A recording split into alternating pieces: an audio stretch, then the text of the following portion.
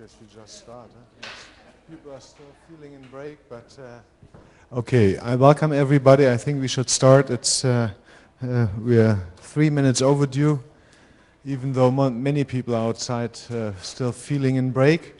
I welcome you all to this session.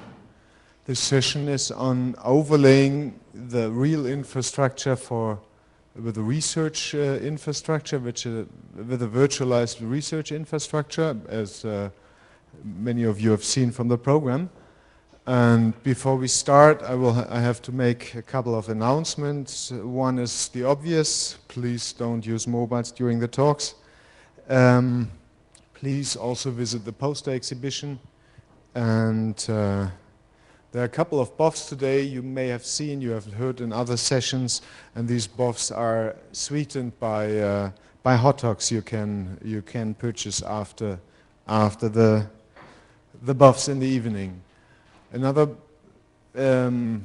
thing I should point out: please use only when you put questions. Please use the mic. We are streaming this session, and people on the internet won't hear you if you speak just without a mic.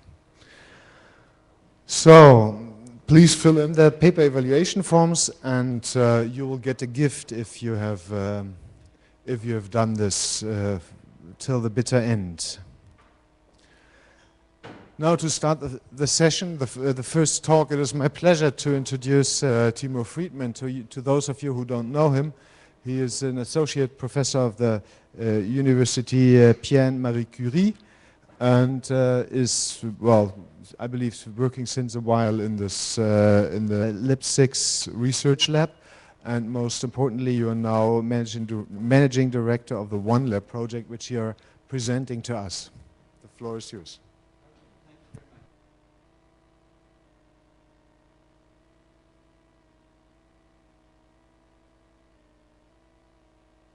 Okay, great.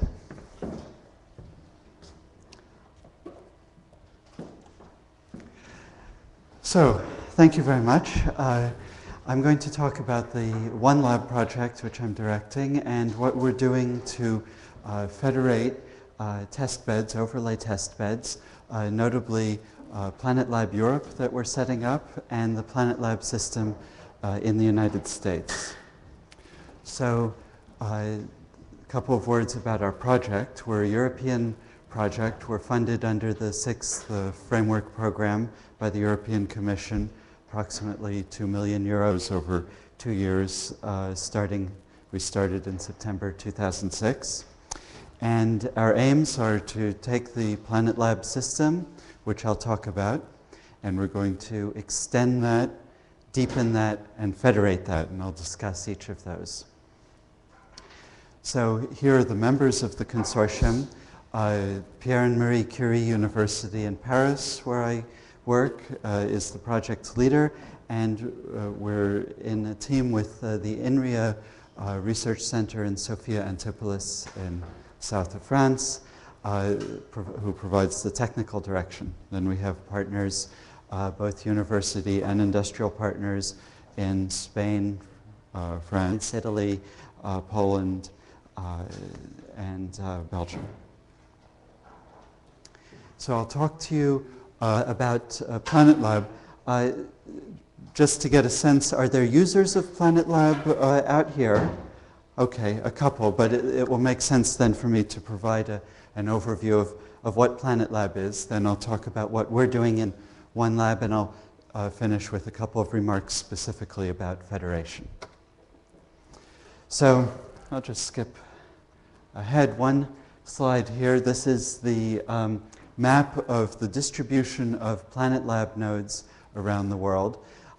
Each site that joins Planet Lab contributes typically 2 machines and makes them available for the infrastructure.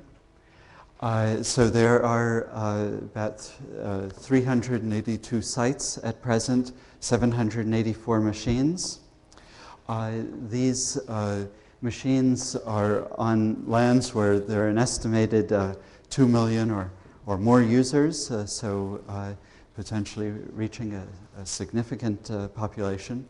The administration of Planet Lab, there's the Planet Lab Consortium headed by Princeton University, Professor Larry Peterson, who's also one of the key movers behind the Ginny Initiative.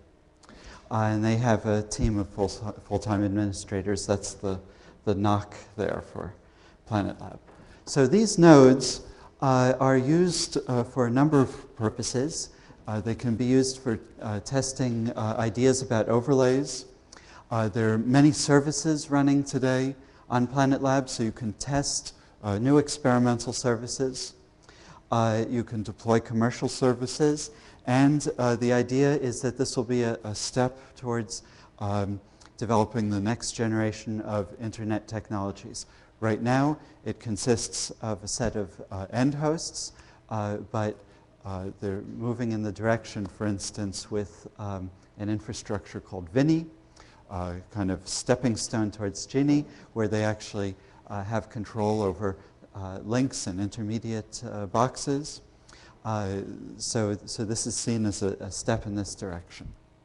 And the essential technology that allows Planet Lab to work is virtualization, very much like virtual web hosting services, very classic virtualization service, so that on each of these nodes you have a virtual machine monitor.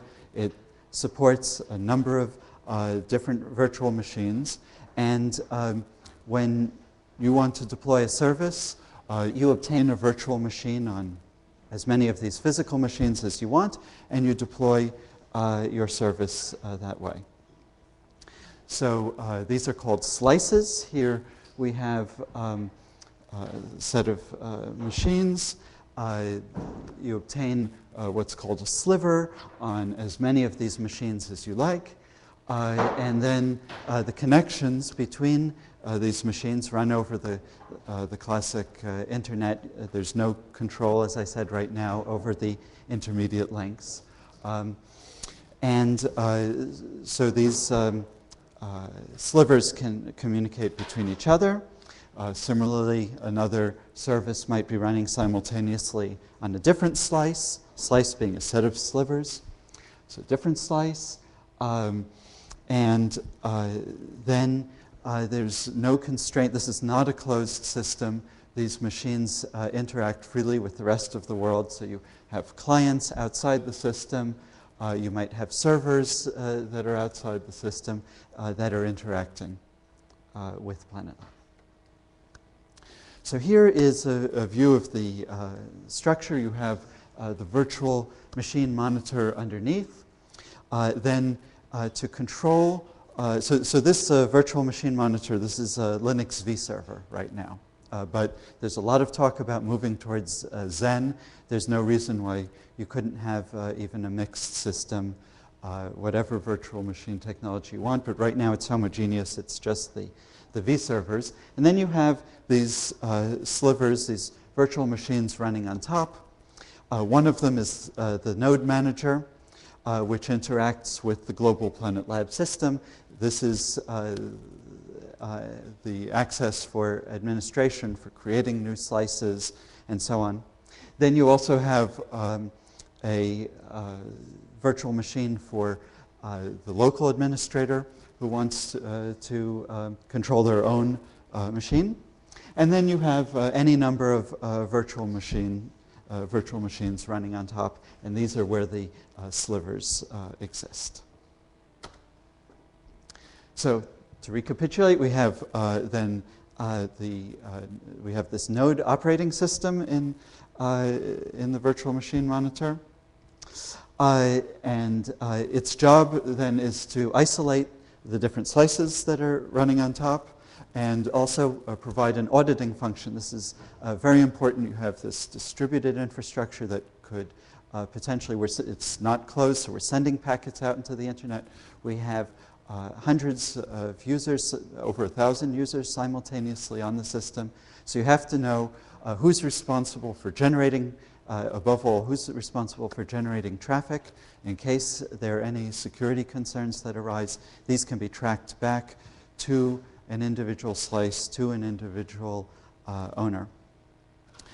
Then you have a control center, a NOC. This is called Planet Lab Central, to remotely manage the nodes. So when a node comes up, it gets booted off of the Planet Lab Central. It gets updates to the system, and then slices are instantiated and controlled from this PLC. And then this is an architectural decision, was to keep the node operating system and the PLC as minimal as possible, and have as many of the services, even services that are very important to Planet Lab, really running on top of this. So these can be provided by third parties. So for instance, you have services that monitor node health. You have services that you can use to figure out which machines are lightly loaded, which ones are heavily loaded. If you want to create and configure slices, that's through a service. And resource allocation, there's no, in the normal model, there's no strict reservation of resources, but it is possible under some circumstances to set aside, say, a portion of the CPU for one of the slices. Here we have a picture showing the users on the right-hand side and the Planet Lab nodes on the left-hand side and the Planet Lab Central in the middle. So users who are, we call them service developers, they're creating applications that run in the slices.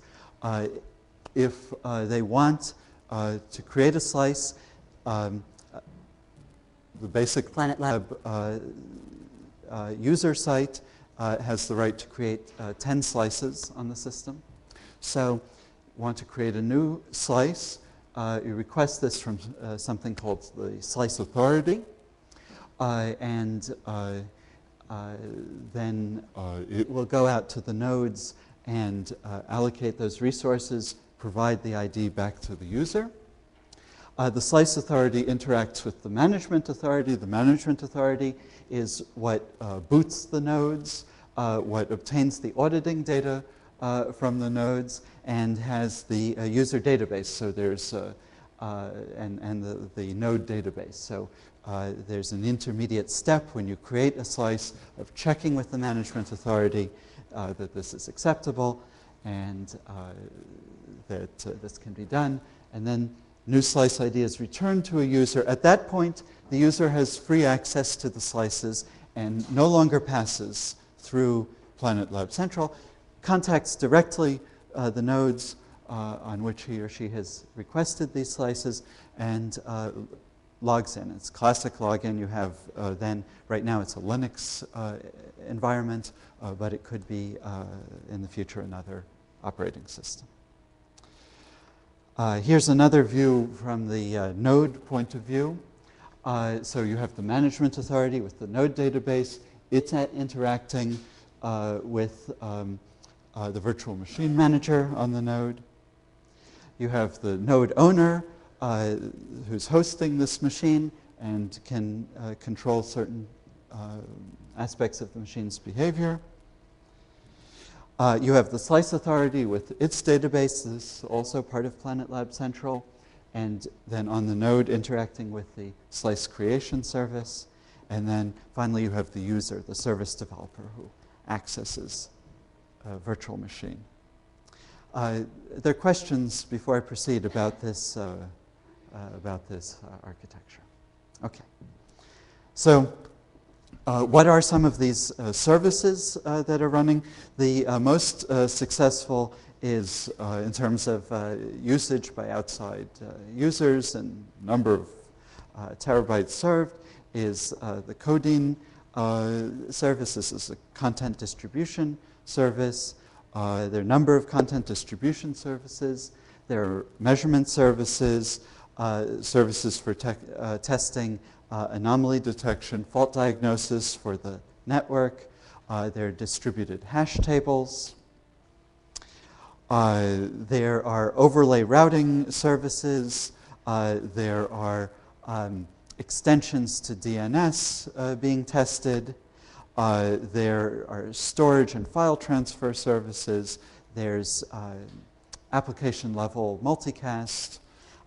So you see it's a combination of things that are very research oriented and others that while they're doing research, they're also actually providing a functioning service.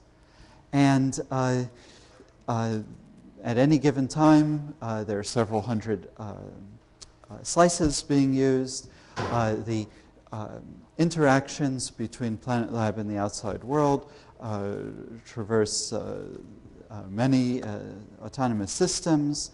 You have over 1,000 users simultaneously, 2 to 4 terabytes a day of data going in and out of these nodes, a couple of 100 million IP flows, about 1 million unique IP addresses being accessed each day. And in the networking research community, testing your applications on Planet Lab has become now an essential rite de passage for publishing in many major conferences. So then what are we going to do in the OneLab project with Planet Lab? Our goals are threefold. We're extending this infrastructure into new environments. So right now it's just on the traditional wired internet. We're going beyond that. Deepen the monitoring capabilities, and then federation. So we're creating a Planet Lab Europe that will be federated with Planet Lab in the United States.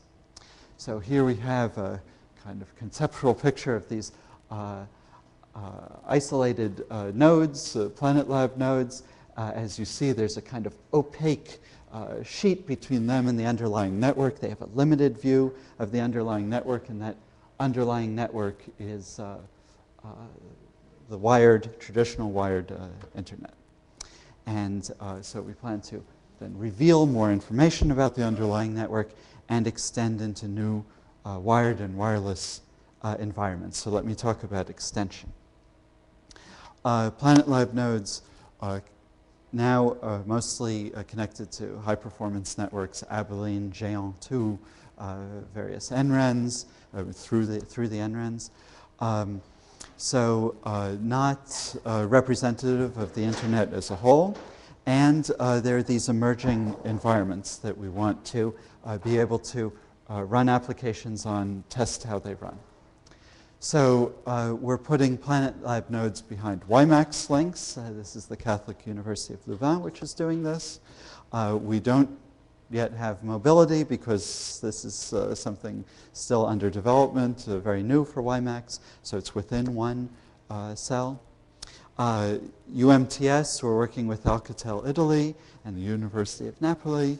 They have a UMTS microcell, and so we're putting Planet Lab nodes connected by UMTS, and so this requires new drivers, new ways of accessing these nodes and controlling them. Wireless ad hoc networks. So at France Telecom, we're creating a Wi-Fi mesh network. Those of you who know about the Orbit project at Rutgers in New Jersey, we're not at that scale, but concept is somewhat similar. Then we have emulated nodes, emulated links for new and emerging technologies that we haven't yet been able to deploy on. This is based on Luigi Rizzo's DummyNet system. We're testing multi-homed environments.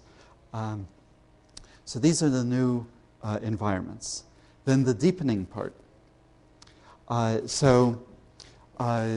We have, we're operating on N hosts. We have just a limited view of the underlying network and no control over the routing, although, of course, with the Vinny vision and eventually Genie, this is something that will change, but right now it's not, we're not there. And right now, applications, if they want to know what the network topology is, if they want to know the characteristics of links, in order to benchmark their experiments, they have to do these measurements themselves. So we're introducing a passive monitoring capability, placing boxes in core network that can sniff packets, and this is the COMO initiative, working with Géant 2 to eventually deploy boxes in the network so that an application can sniff its own packets as they go by. Topology monitoring, this is my own project. Combining active measurements and BGP information to track the network topology. So that then is an overview of the extensions, the new components that we're bringing into Planet Lab. And then I see just have 5 minutes left, so I'll talk briefly about federation. So Planet Lab system, here again we have another conceptual picture. We have a homogeneous ecosystem of nodes that are all the same, with the Planet Lab Central in Princeton that controls them. And our idea here is to introduce heterogeneity, so you can have multiple Planet Lab Centrals, and you can have multiple different architectures. You could think of it as, say, like different Linux distributions. So we keep to a same common set of standards, common API, but then we're free to innovate and introduce new elements. As long as everything in it can interoperate, we're okay. Right now, there's a kind of bottleneck at Princeton. All code changes have to go through Princeton. One of the big motivations is that maybe different parts of the world, you have different research priorities. We want to try out different technologies. It's not on Princeton's to-do list, but if we have this heterogeneous structure, we can introduce those technologies. Also, different models for getting contributions to the system and providing access to the system. Right now, for companies that wish to participate, it's $25,000 a year, but maybe that's not adapted for every part of the world. So we're setting up Planet Lab Europe, federating right now with Planet Lab in the United States. There are people active in Japan who we're in touch with, who have a similar initiative. And then there are also private Planet Labs. There are consortia that are using Planet Lab system for their own purposes. They run their own test beds, but they would like to access this global test bed, and perhaps they would be willing to share resources that they have with the outside world. So we're trying to develop a federation structure that will allow this to happen. So the new model, I took the old picture. Now we have in the center 2 Planet Lab Centrals. Users belong to one or the other. Similarly, nodes on the left belong to one or the other. A user now requests a slice, and that slice can be across the whole system. So if, say, a user on the bottom requests a slice that includes nodes on the top, that request passes between the 2 Planet Lab Centrals, and they mutually honor each other's requests. They create the slices and provide the IDs back to the users. Then the users can access the whole system. So I'll finish just by talking about a couple of issues. Right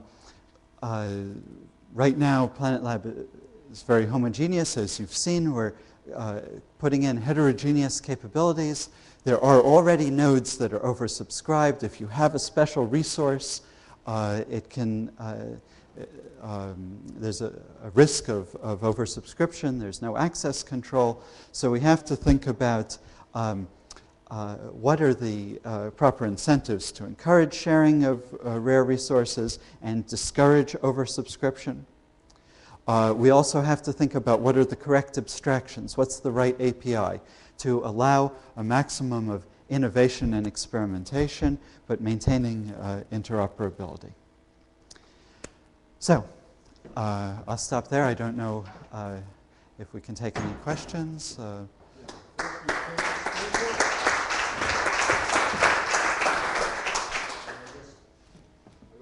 I guess we have time for one or two questions or remarks.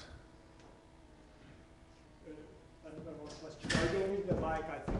Okay. So do you have a feeling that the one machine which is allocated currently to Planet Lab Central, which is located in Europe, must be reallocated to Planet Lab Europe? So as I understand, the question is, if you have a site now in Europe or to come on in Europe, does it necessarily have to affiliate with Planet Lab Europe? And the present model is no. There's no obligation to do so. We're starting with our own partners, then with our friends and family, bringing them in. And we want to create an attractive platform so that people will want to use our services, will be responsive to European users. We hope to attract people to our platform, but in principle, there's no reason why somebody couldn't be a member of one, the other, both, and that's the vision, say, for the next year, year and a half, 2 years.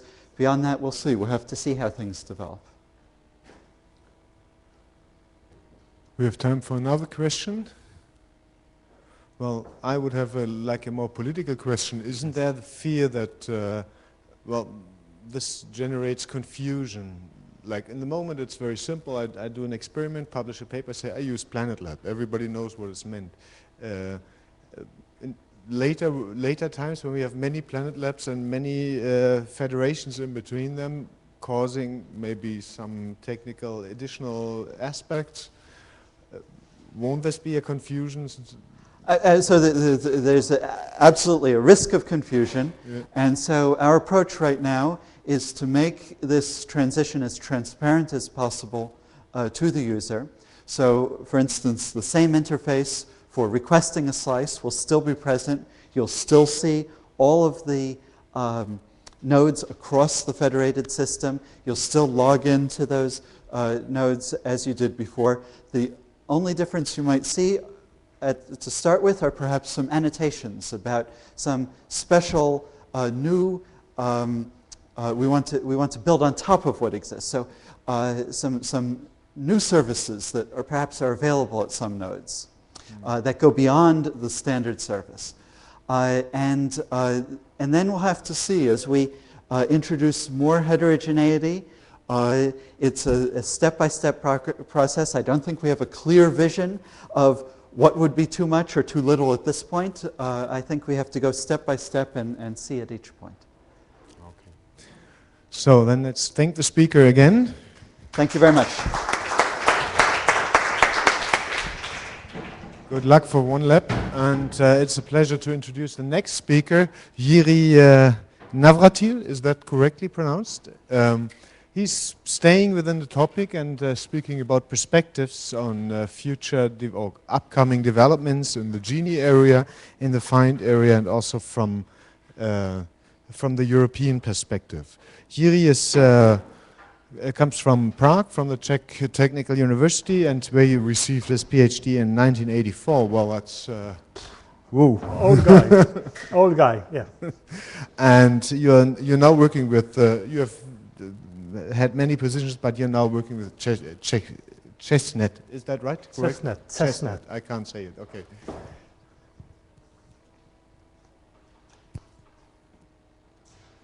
Okay. So, welcome. I expect there more people, but anyhow.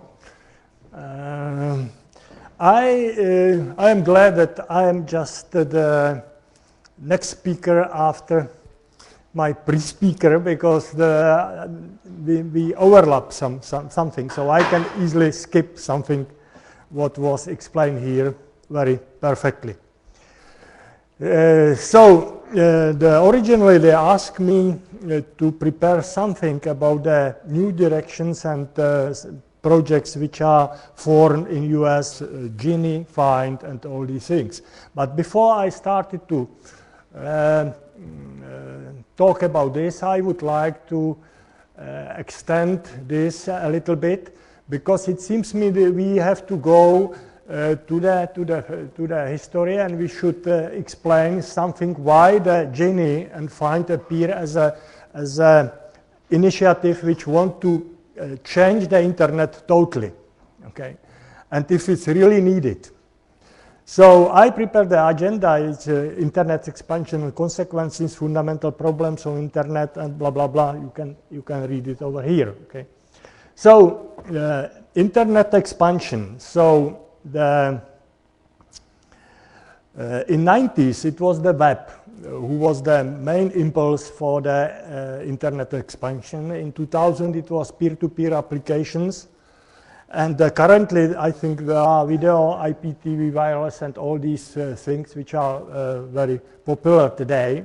And probably in the near future it would be the sensors networks which would create the expansion of the internet. And of course the internet expanding in the global. So there is a couple of years ago it was the North America and a couple of European countries, and currently the Asia dominate in the internet. So there is expectation that the internet will have very soon 1 trillion of devices in near future. And of course the extension will have many problems, the technical and social capacity, last mile guarantee, bandwidth, path stability, and the viruses, attacks, unwanted mailing, phishing, and so on. And all these things are discussing in the internet community on many platforms, on many forums. But there was no strength to change these fundamentals of the existing internet, because nobody was so strong. So NFS came with the initiative which is called Gini, and they are trying to find way how to change the internet from the base. They are talking about the reinventing of the internet. Okay, so what means the future internet is the creative internet we want for in the period of 10-15 years from now. Okay, the internet which society will trust, which support pervasive computing from PDR to supercomputing, which connecting devices and users with all type of communication channels from wireless to optical paths, and enable further the developments. Okay, so there are two chances or two paths for the changes, according to Professor Larry Patterson in 2005 on one of the meeting of the Gini. They said that there is an incremental or clean state. Okay, they both are many different the problems, and it finally brings the testbed dilemma. If we will have a production testbed for this new type of application, and we will have just a chance to step by step, in small incremental steps. But big experimental test beds usually has no real users. Okay, so it's another problem. And why no? So why now they want to change it? Okay, because there are many new projects, new RFC, new papers, and so on, which offer and which gives the chance to do it, and the research community is ready to do it now. But where are the real fundamental problems, and what should be done as a first order? Okay, so the current real problems of internets are in the basic principles, in the core functionality of the internet. That means in the IP addresses, in naming, in routing, and for example in the routing in the BGP4. Okay, so the number of the ISPs and the number of the items in the routing tables, if we are talking about protocol BGP4, is growing. so if we go into the history, so we will see in 98 we had 350 items in the routing table, I mean the prefixes, okay? So, and it was, the growth was exponential. It was expecting in 95 that it would be 70,000 routes, and the routers and the technology which was available in the time would not survive this growth. So, but the clever people came and bring the new blocks of private addresses, NAT, CIDR, and all these things, and the situation improved a little bit, and so until 2000 the growth was linear. But where we are now? Now we are in the situation that the growth again grows exponentially. So we are in 2007. So, and we will expect, currently we have roughly 1 billion of users in the internet, and we expect that every year the growth is 326 million of new users which entering the internet. So if this is the picture of the internet, which is the visibility from one router, the prefixes from one router, so we can expect that million of prefixes in routing tables, and we are not again sure that if the routers can manipulate with millions of prefixes in the routing tables. So it must be somehow solved, or it should be somehow filtered, or somehow use the different type of routing. So it's the question of the routing. I will just skip this because the internet is ill-suited mission critical application. It's about the statistics of the problems in the routing. So the other problem is naming system. So the DNS was originally designed for the identifying the IP object, that means the computers, routers, and so on.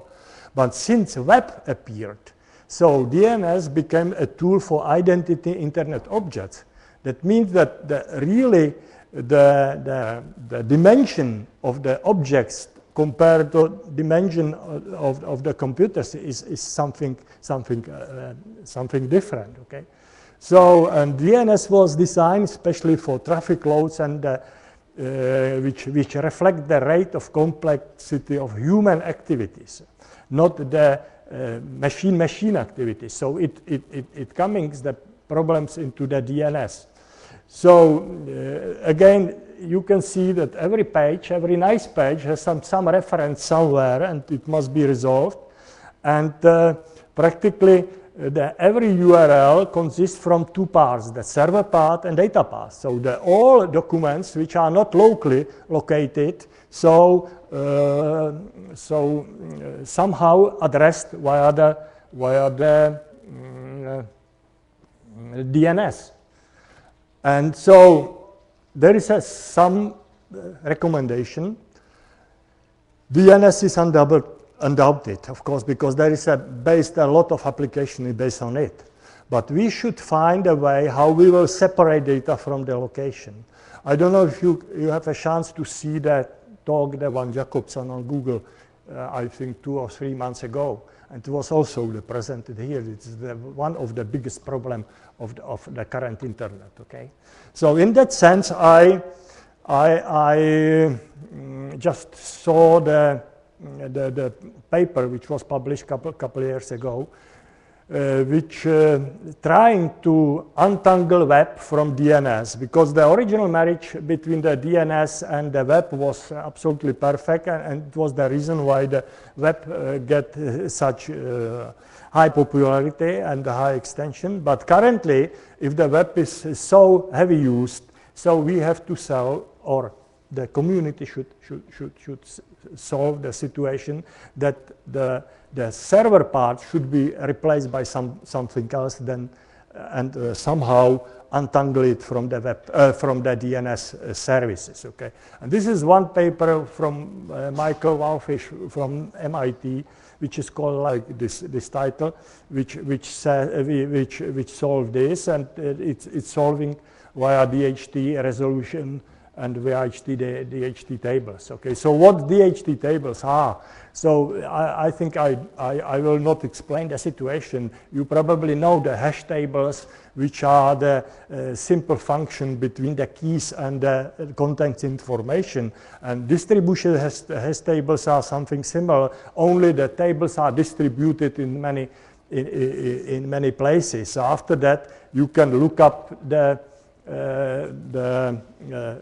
real object in several steps. You can find it. And so this is example which is using 24 bits address space, and they can address 16 million of objects. But usually there's some application are using 160 bits, so they can address so many objects that I don't know how to say it in English. Okay, what is the number?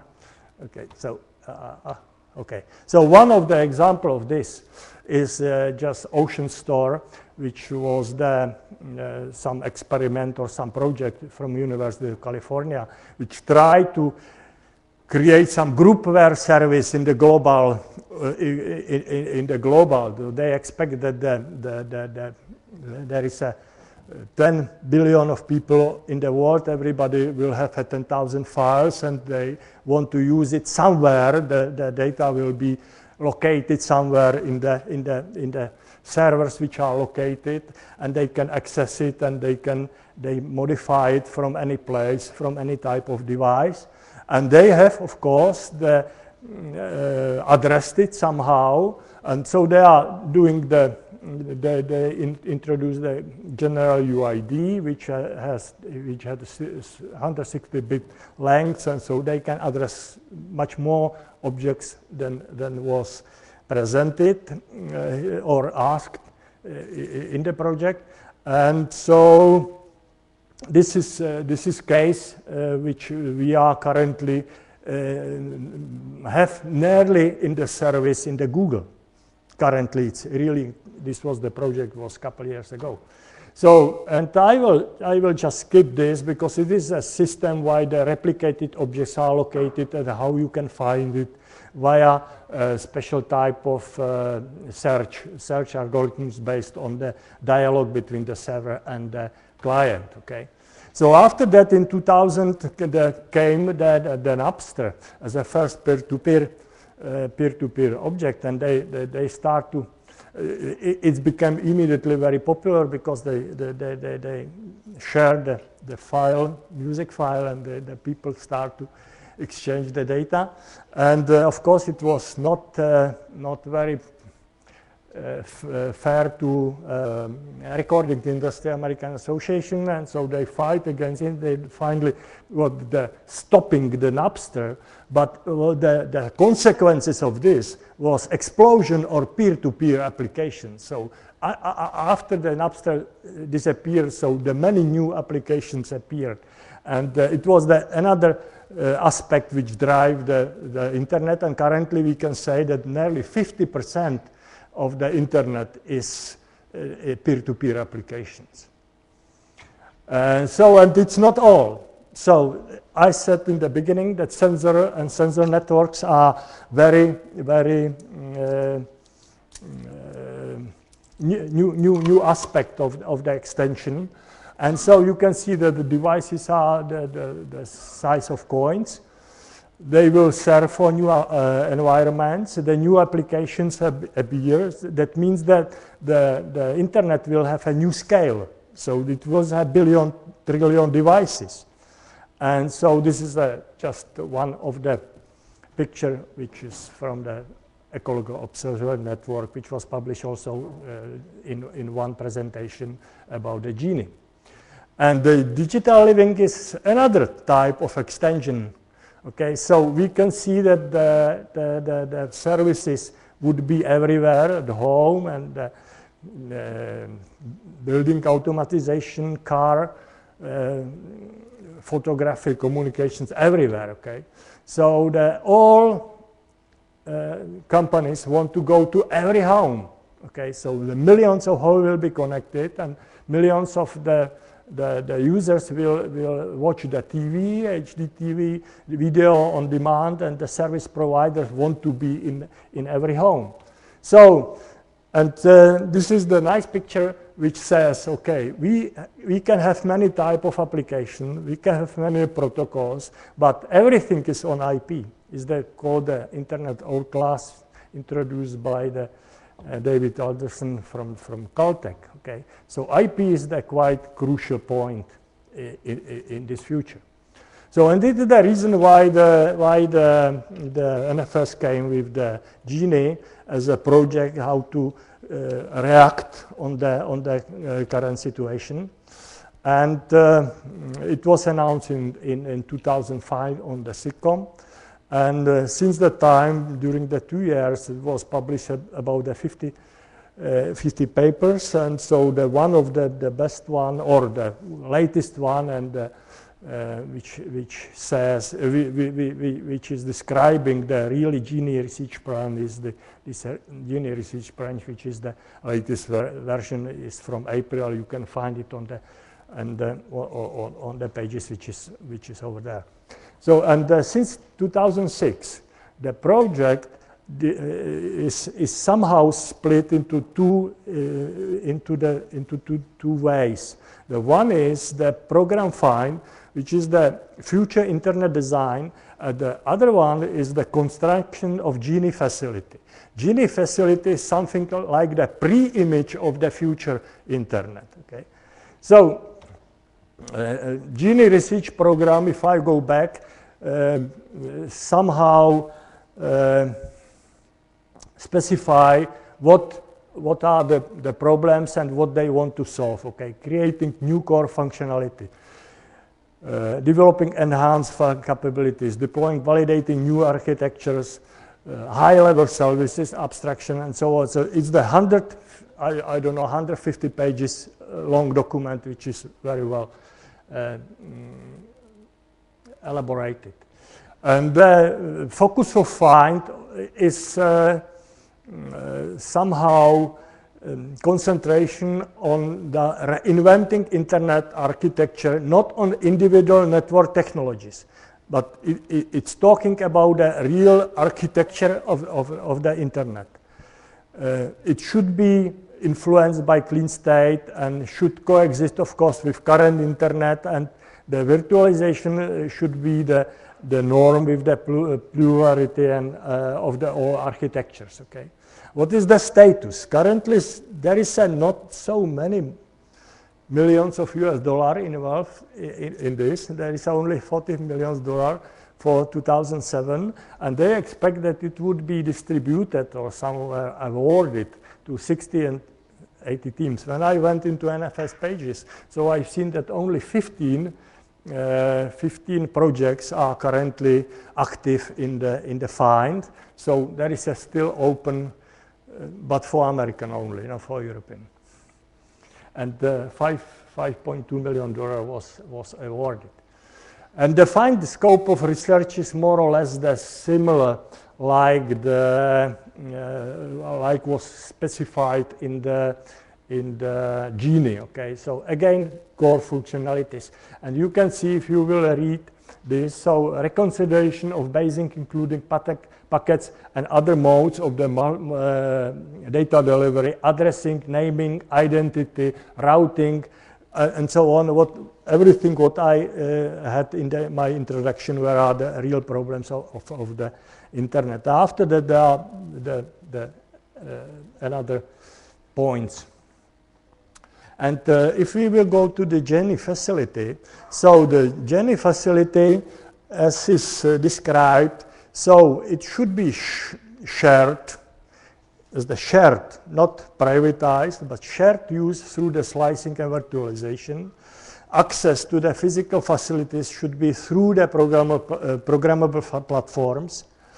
And after that, they say that many users should opt in, that means join and leave and use this new facility.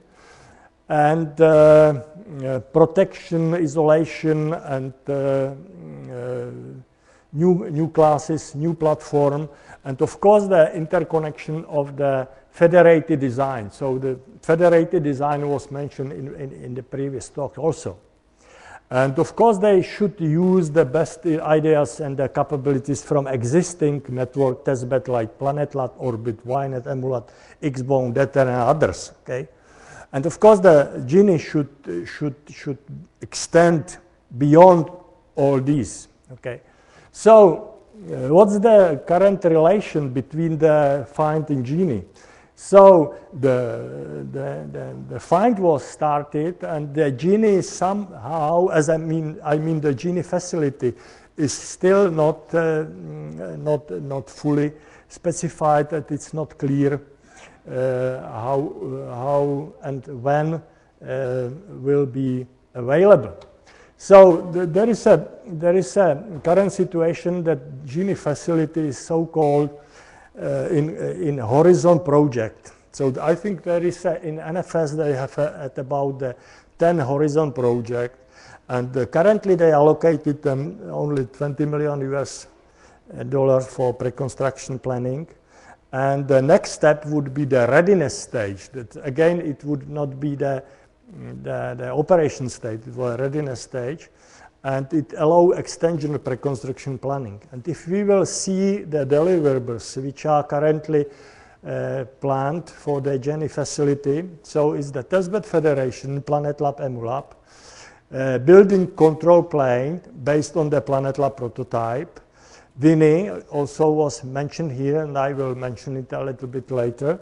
And proof of concept wireless integration. And of course, the distribution in authorization and access control for new type of internet, which they call the internet in slices. And the FIND projects should work on existing experimental infrastructures. So what's the so next part, but I have no too much time, but I would call that if we cannot extend the internet easily, we can replicate it via virtual concepts. Okay, so the PlanetLab was mentioned here, so I will not talk about the PlanetLab at all. So I can easily skip this, and I can skip this because you can create slices, different architecture. But the motto of this conference, Visible Services, Transparent Networks, is shown a little bit on this picture. That means that the PlanetLab, on which some infrastructure will be created, will be somehow hidden, and the extract, the overlay will be extract. So overlay would show only this virtual part of the existing. And you can as I showed, the 3 type of slices.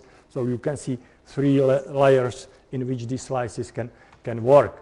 So and the real path, which is the black one, is totally hidden, and nobody from the users and the application of PlanetLab or the overlays knows about the real world on which is running. So one of the examples is the violin virtual and overlay network structure, which is used for the testing, again, the testing of the networking structures. They can create virtual routers, virtual switches, virtual hosts. They can create a full infrastructure, and based on this virtual infrastructure, the whole the new type application. So it's a little bit more detail over here. So you can see there is 3 levels. There is a virtual machine with the VM machines like we have seen in PlanetLab, and after that there is a UML, user mode Linux, okay, which is running up one layer up, and after that you can use the standard infrastructure or the software which is currently running on the standard Linux. Okay, so you can easily make the some type of middleware which allow you to simplify the whole next design. So, and based on this, the people created, the same people in the Purdue University created the SODA, Service on Demand Architecture. That means that based on this technology, which I showed in the previous one, they created a real applications which are different type of services like for webbing, computation, logging, media services, and so on. So the another type of application which is still using the network, which is not practically visible, is the wide area network of virtual workstations. Again, there is used the principle of peer-to-peer, which using the style how to overcome the firewalls. Okay, so the people who are creating the upper level they don't have to care about lowest level. They can use the private addresses and they can easily communicate via WAN. Okay. So, and there is another example which is doing the similar things, and they create illusion that the user VMs are on the user LAN. It's again something what we heard in the previous session. Okay, so EmuLab, DataLab was mentioned. I would finish probably with this because I had no time to go to the European, but I would probably finish this. Again, I will use the Larry Patterson idea from my 2005 when he said, what's the really Genie as a Genie facility is? He says, is the NLR, National Lambda Rail, plus programmable routers. Is the National Lambda Array plus clusters at edge sites, because it's helped to develop and test new applications on the high level. Okay, it's the NLR plus wireless subnets. We have heard again that we should somehow find the integration, the mobility into the new type of integration, and of course it's the what exists, the NLR or all previous one plus ISP peers. And so it was the mentioned WINIT. So there are, I mentioned in here and it was mentioned before, so it's not so important. But there is a Planet at Europe. We have heard about the Planet at Europe. So there are also OneLab sites mentioned in the blue, and the rest. We have 188 Planet Lab machines in Europe. Okay. So we are involved, and if the Planet Lab is the one of the key issue in the Genie or in the design, so we have a quite good environment that we will not lose the time, and we can continue with this. Okay, OneLab we have. So there are FP6 projects, but I would finish with this, that the European they are somehow involved in the situation when Europe is split in many countries, many ISPs, and so they are fascinated by the provisioning. Okay, so the American universities for Americans, they are one big country with one internet, and so they thought a little bit more globally, and they think that the sharing, not the privatization or dedication, is the way. So the sharing, and they are looking how to improve the internet via the sharing resources. Okay. So this is, I finished my time, so thank you for your attention. Questions?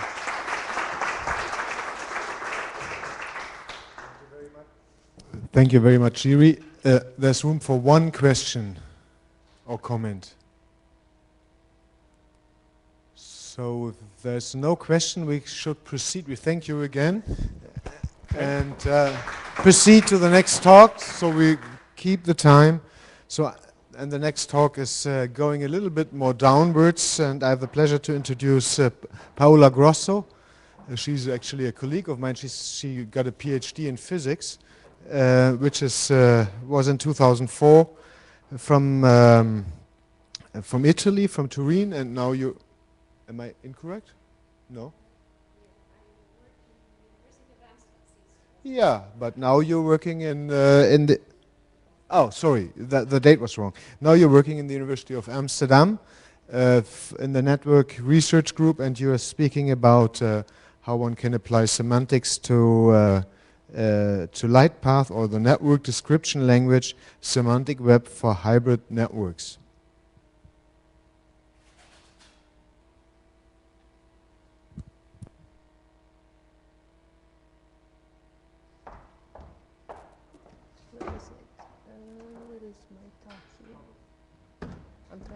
Which one is my talk? Should be here? Should it be here, or should I download it? Should be here. At least, wait a second.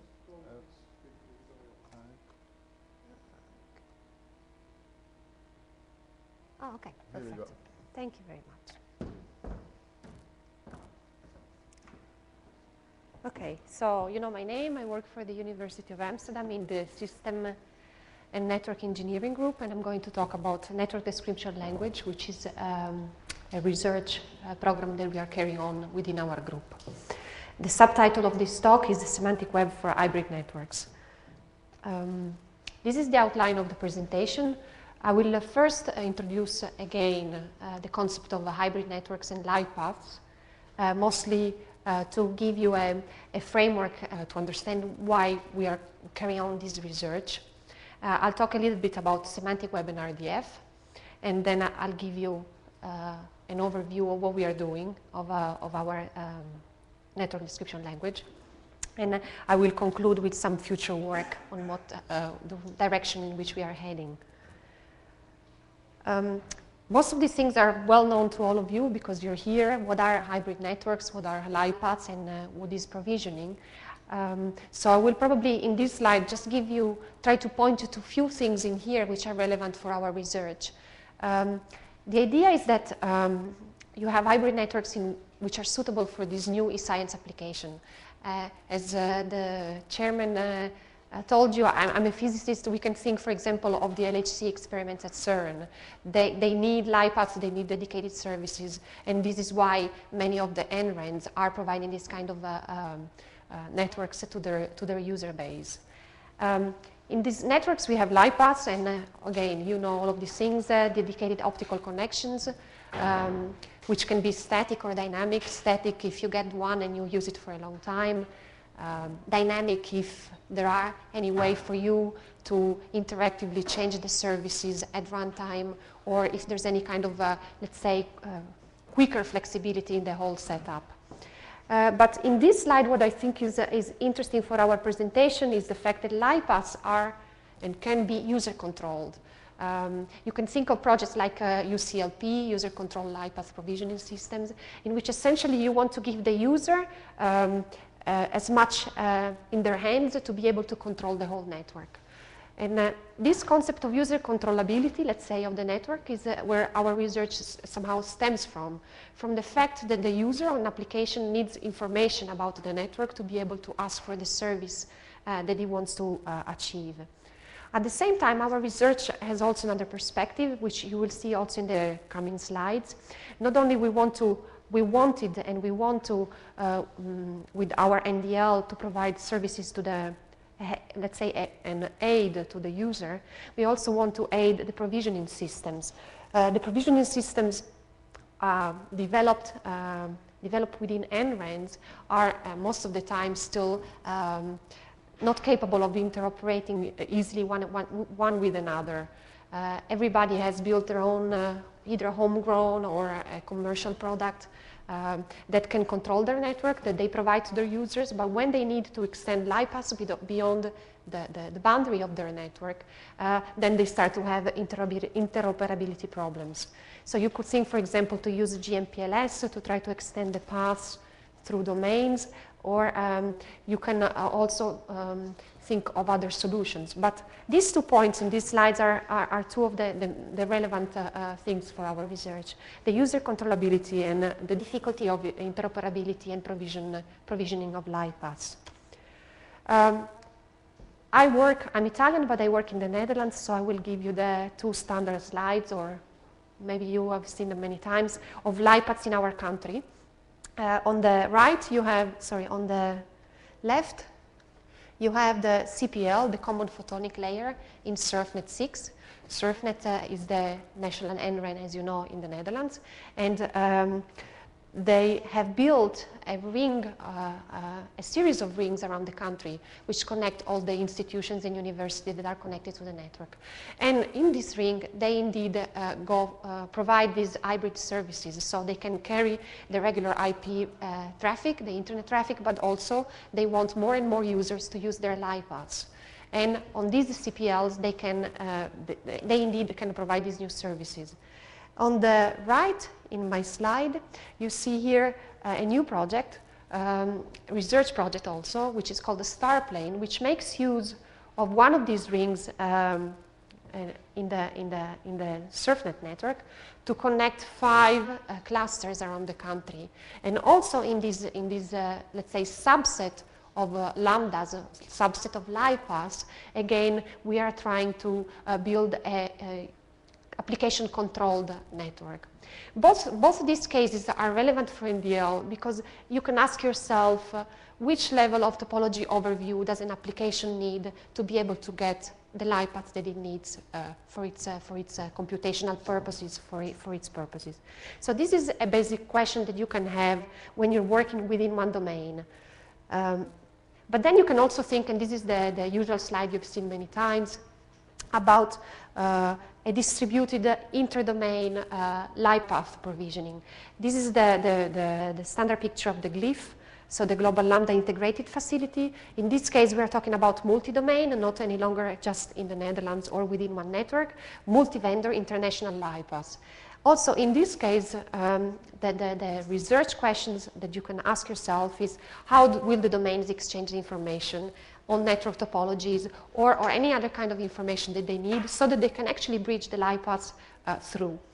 And what kind of topology? It seems to be a trivial thing to do, but I know from personal experience, for example, I'm thinking of the iGrid 2005 network, that when you try to build a LiPath that goes from, let's say, Japan to the United States, like it was in the case of iGrid, it can take weeks before the actual conference, and days and phone calls and mails just to get the whole thing working. And you can see that if you are striving toward a model in which you can provide this LiPath multi-domain, multi-vendor dynamically, there's still a long way to go. So, now that I've given you the framework for the research, this is where we started to think that we wanted to do some work in our group toward the common network description. So we said topology information, I will just repeat here, is needed to provision LiPaths by the user and the applications so that they can describe the services and the LiPaths that they need. And also because they sometimes need to understand what is possible. As a user, sometimes you have no idea of which LiPath you can have. At the same time, as I said before, control plane and the provisioning systems need to exchange information at at domain's boundary. So this is where our idea for NDL came from. NDL stands for Network Description Language, and NDL is an RDF-based let's say, model, which provides, according to us, a common vocabulary for user and application and provisioning system to exchange information. And this is where we come to the subtitle of my talk, and this is where we as research group find that there's interesting novelty in what we are doing, and we are here to share it with you, is that we tried to think of a new approach to provide a model for descriptions of topologies and LiPaths and hybrid networks. And we thought that semantic web could provide us a suitable framework to perform our research. The idea of semantic web is that you can organize the data and the metadata, giving it a meaning, so that actually you can have some kind of, you can have reasoning on the metadata. You can actually interrelate information from different fields, from different providers, from different realm of knowledge, and correlate them together. And the idea is that then machines and applications can also do some kind of reasoning that normally humans do.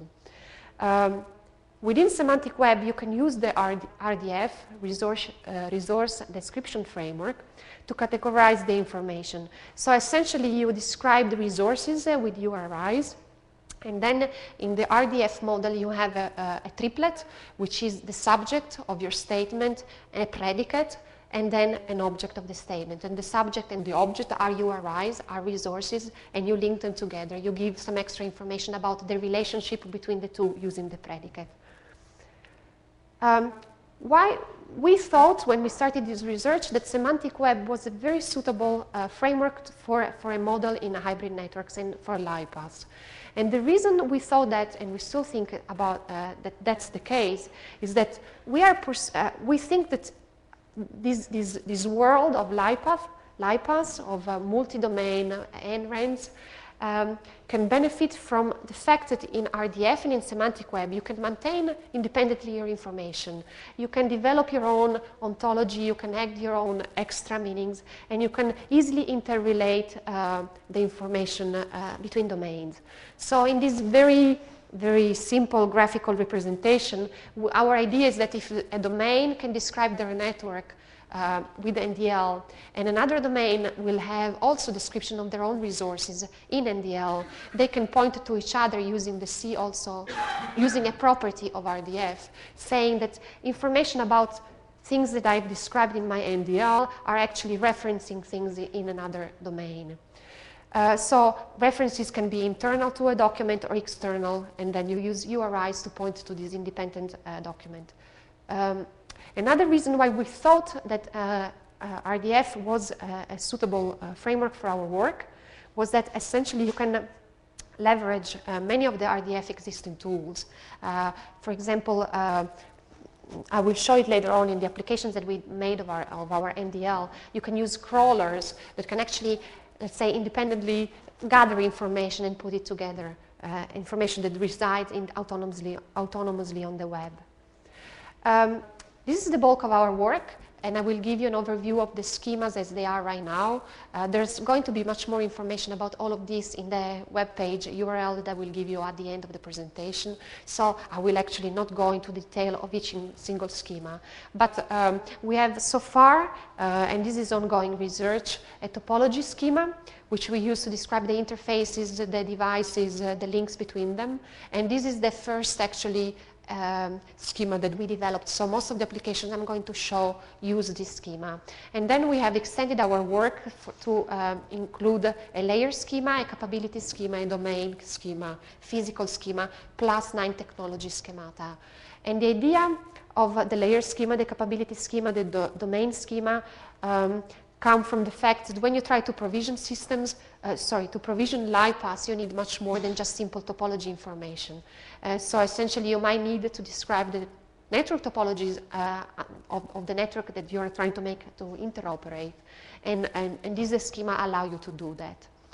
The topology schema has a series of classes and a series of properties.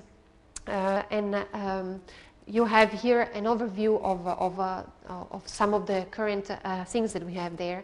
The idea is that all of these will look somehow obvious to you, that you need to define devices, locations, links, interfaces, and then you have to have properties that essentially connect these devices, these links, and these interfaces.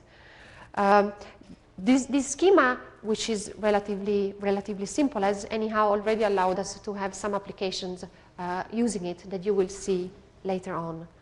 As I said, the layer schema, which is what we have been working on later on, takes the concept further, and the idea is that you need to define a vocabulary where you can actually define the network layers and interrelations, I think, between network layers, so that actually you can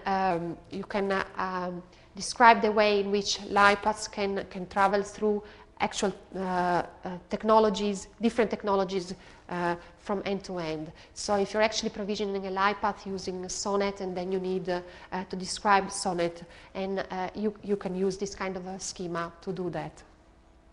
And finally, and again, as I said, there's much more information on our URLs, a domain schema, which is actually, I'll show it here, probably the schema in which we are now putting more of the work, is that a vocabulary to define the administrative network domains. And through this schema, we want to give abstracted views of devices in a domain. I will say something about it also later on when I talk about future work. But the idea, again, with light paths, especially when you're trying to provide a vocabulary for user to interact with the provisioning system, the user doesn't need necessarily to know all the inner details of your network. But it can actually it can be sufficient to give them an abstracted view of what actually is the network. And maybe it's just sufficient to give them information about the entry points and the exit points to the domain. They don't need to have an overview of the whole topology of the network to be able to request a light path. So this schema is actually what we are right now mostly working on. When we started to develop NDL, we figured that it could not just be pure research projects that we were just carrying on and trying to write papers on. We also wanted to be able to have people use it. So we started immediately to try to write some tools for NDL. And we have generator forms.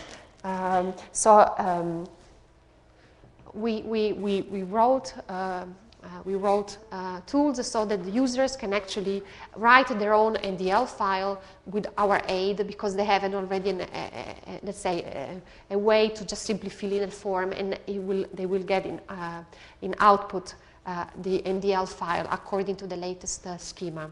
And also we worked on writing a validator tool, which essentially allows people to validate the correctness of the syntax of an NDL file if they wrote one, and also to validate, at least at the basic level, the content of this schema. So that essentially, if I write my NDL file describing my own, let's say, network lab laboratory network in which I have light paths, and I say that some of these devices and interfaces connect to somebody else's network, and they also have their own description, NDL description, I can validate the fact that the relationship that I claim to have to somebody else are also present in the other file, because I can see what are the URIs of the resources I'm claiming to be pointing to, and I can check that in those NDL files where those resources are described more thoroughly, there are the same bidirectional relationships. We thought that this was a way to provide people with an easy way to start up using and giving NDL and giving us feedback. This is an NDL file, being us very close to Netherlight and SurfNet, we started essentially to cooperate with them, and they have used NDL for quite a while to describe their own network. And this is an example NDL file for a Netherlight in which they essentially describe their own resources, and these are just snippets out of that file in which you can see them describing one of their devices and their location. And as I said before, this uses the topology schema, which was the first one we worked on. There have been applications from other groups other than our group of NDL, and we think this was a very good way for us as research group to get immediately feedback from other people that actually use the model to see whether it was suitable for their needs. And again, SurfNet and I should say SARA, which is the knock for SurfNet, used NDL to describe their own network, and they are able to generate network maps describing the topology and the links between devices using NDL. So this is the map you see here is maybe not very clear, but it shows let's say the complexity of how many devices they have in their own network. Is a map of the SurfNet 6 network, which uses NDL information to be drawn. A second application of NDL, and this is a picture from a demonstration that we gave during last year supercomputing, is the pathfinding using NDL. So essentially, I showed you before the picture of the glyph. So in the glyph, you have all these independent optical exchange points, the goals they're called. So these optical exchange points are where the networks essentially talk to each other. Each one of them in the glyph has described their own network in NDL, and each one of them maintains independently their own description. But what we worked on is that given this distributed network of NDL files, we wrote together with Sarah tools to find the path within the glyph. So at supercomputing we could have users coming to see our demonstration, and then they had the chance of saying, I would like to see if a path between this device exists and this other device. And this tool would go out, fetch the information from the various domains, do the path calculation, and this is essentially showing you a found path on the network. Of course, this is the very first preliminary step toward an actual provisioning. This path is not provisioned, is not booked, but it's just a way to show that you can actually distribute the information that way and use it. And finally, we are also trying to see whether NDL can be used as a base for the information base for monitoring of light paths. Again, it's a very, especially when light paths start to be multi-domain, and you need to know again, what is the topology of the light path, where the light path is going to, through which domains, and whether the light path is working. We think NDL can be used for that too. Future work. There are two directions in which we are currently heading. Policy integration, because for two reasons. I don't know which one is most important. One reason is that our group has always been doing lots of research in authorization policies and AAA. So there's definitely an interest in our group to sort of like use the two research lines together. But I mean, this is let's say a trivial point. What is definitely needed is that when you go toward the multi-domain light path, but even within a single provider, you need the authorization to use the path. So if you think that NDL is describing the topology of your network and you're using NDL to create a light path, you need to have a way also to point toward the authorization policy for that domain and try to interrelate them together. And as I said before, when I was showing the other slide about the domain schema, another direction we are going to is the domain abstraction. As I said, which level of insight into a topology is needed when you cross domain boundaries? How much do you need to expose? So how essentially you create a schema that can allow you to go deeper or, let's say, higher up in the topology description? And how do you provide collapsed views of the internal of a network? All of this was the research that we do in our group, the research that's been picked up by other groups to implement NDL. But we think as a little bit, let's say in a broader sense, that the description of topology, the schema, the interchange of information between domains is a more general problem. So forgetting about NDL just for a moment, we can say that I think the whole community, the research community and the light path provider community needs to sort of come up with the common ways to describe their network and to exchange information. And stemming from our work in NDL, we started to cooperate in the NML working group, which is the working group within OGF, the Open Grid Forum, which is a way to exchange ideas with other groups that develop similar approaches, a similar schema, because we want to work together to a common and standardized schema. There's a URL here. If you're interested in the whole discussion and topic, you can look up more on the project side. Oh, pity. I don't have the picture. This is really pity. I should have checked before.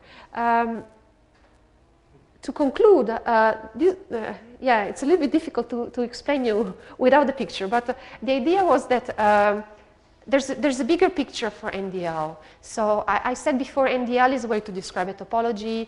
We are going toward the description of domains. We are going toward description of network layer topology, network layers, capabilities of devices, and so forth. But we think that there's an additional advantage in the semantic approach, is that we think that this is an answer or an answer to an end-to-end problem where you have an application that needs the integration of services not only at the network level but further out. So if you have, let's say, resources stored on storage, you have computing resources, you have other kind of information that you can describe with semantic web. And the network is one of the components in this end-to-end application domain. NDL becomes one of the vocabularies, one of the ontologies that you can use essentially to reason about a whole end-to-end path. And essentially, you can think of an orchestration of ontologies in which essentially you correlate all of these metadata together. And one of the examples which was here in this picture is the distribution, for example, of on-demand video. So if you have users, I think I'm nearly at the end, but if you have users that want to have video distributed from two sites, they could use ontologies to describe. There could be an ontology that describes the content of the video and gives you more information so that you can actually build an all video on-demand service using semantic web. Conclusion, live pathfinding, provisioning, and troubleshooting are central issues in hybrid networks. Sorry, this is a little bit a silly statement, but it's the basis for the work, and DL provides solution for these problems because we think it can help in the inter-domain topology exchange. It can provide network maps. It's used to do some line path monitoring, and line path provisioning is where we are trying to go to. And the fact that it's based on RDF, according to us, gives us the flexibility and the extensibility to integrate it with other independent ontologies. So, as I said, any other information is available on the Yale web page. There's also a mailing list. You can write to a colleague of mine to be included if you're interested in the discussion. And I should just thank the people that have worked with us implementing NDL and the people that have actually financed our research.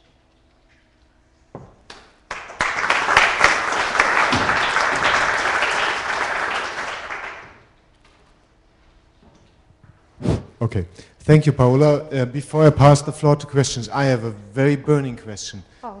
Why do you use RDF? Why don't you use an ontology language like Like OWL, yeah. where you really can write ontologies, where you really can do reasoning? That's what we have been thinking. We have been thinking about moving to OWL because that's where you actually would have all the tools to actually do logical reasoning. Right now, yeah, you don't have the expressiveness to say that two links are interconnected and that you have a through passing in RDF. I agree with you. Not expressive. I agree with you. This is a research direction that we're also thinking of going to because we see that actually, honestly said, there's no reasoning that we can do right now at a higher layer. So right now you can say we use RDF is a way to interrelate the information, but there's no actual logical. So all would be the solution, or something like OWL Lite, something like that would probably already be enough. Probably you want to use OWLS, which is a service composition language, but this is not ready yet, as far as I know. So the floor is open for questions, discussions.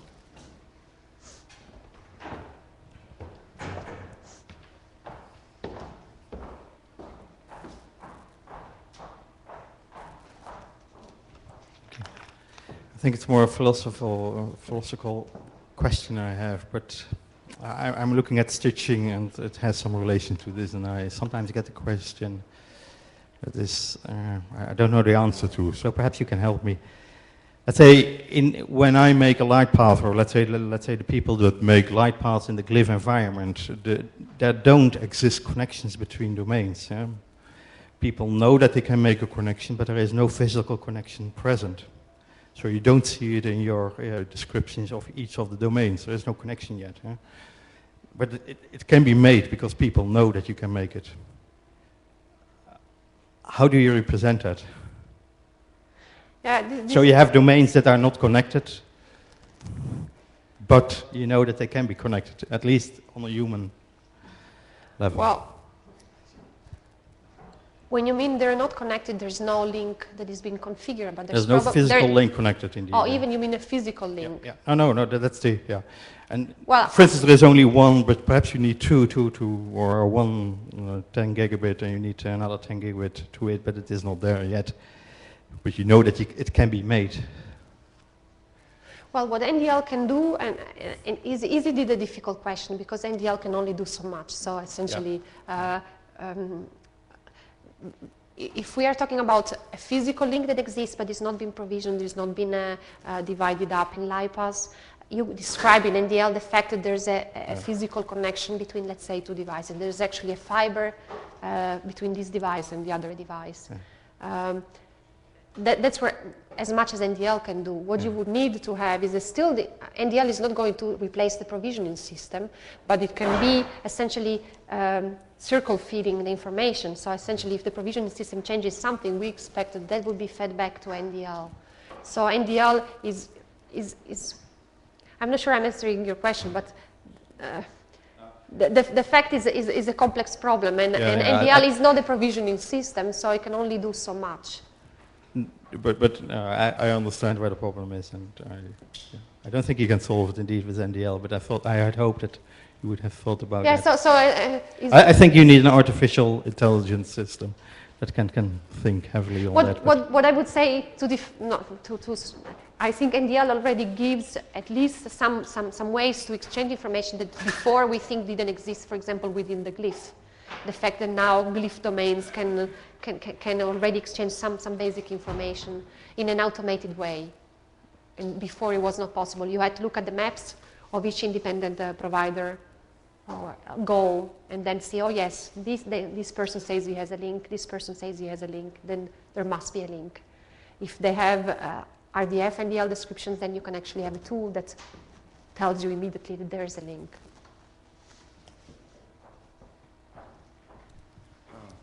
I see in your description you have no place for policy. I mean, normally when you set up links or you set up networks, you'd like to express policy. Who is allowed to connect?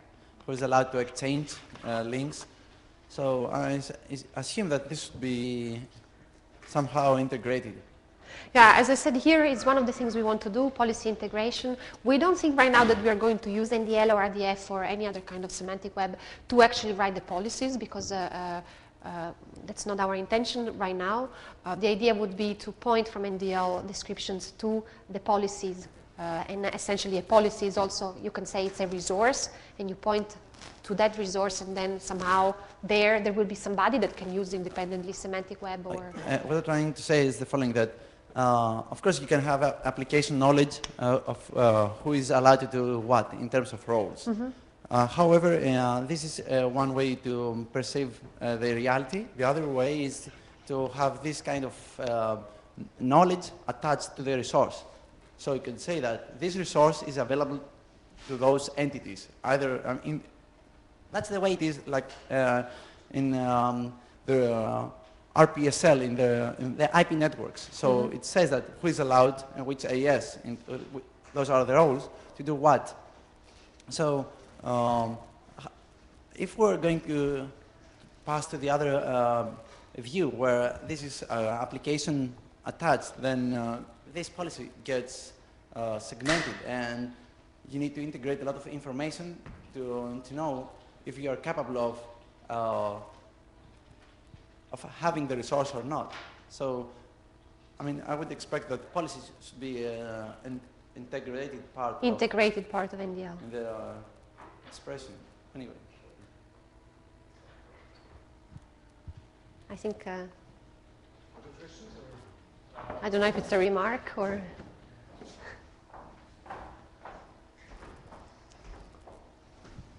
Well, the point of RDF is, of course, that it are triplets of URLs, so you can always point at where your favorite policy manager or policy resource policy manager or scheduler is. And that's currently the approach. Nothing prevents us of describing also policies in RDF, but there are many other ways policies are described currently in different domains and in different resource managers. So what we aim currently at is at pointing where you can go for getting authorization to get this. So we basically see RDF as a multi-layer system. You describe the entire infrastructure, and on top of that you can put filters, a policy filter, a scheduling filter, and so on. And as such, extract at some point after the filters the topology you need to do your pathfinding on. Or so. But we can probably take that offline.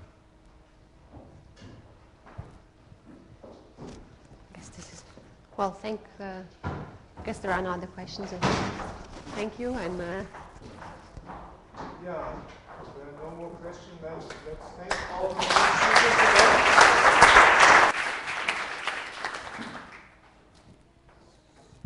So this closes the session. As far as I know, there's a party tonight by NordUnet. Otherwise, there's no official program by Terina for dinner.